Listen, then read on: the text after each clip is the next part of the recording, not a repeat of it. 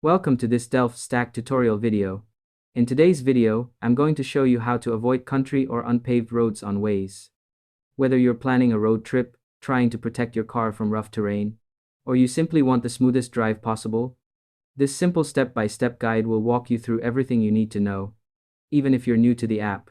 First, open your Waze app and go to the main menu by tapping the three-line icon in the upper left corner of your screen.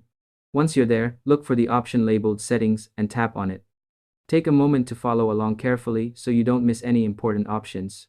Next, scroll down and click on Driving Preferences. Here, you'll see a section labeled Navigation. Tap on that and then scroll until you find the option for unpaved roads. By tapping on this, you can enable Waze to automatically avoid unpaved or rough roads on your route. You'll also notice options to avoid longer routes. Adjusting this setting can help you save time while still steering clear of tricky roads.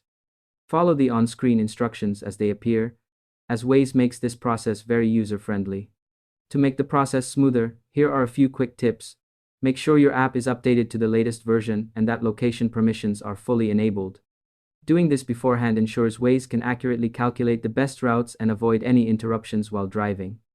Once you've completed these steps, simply plan your route as usual.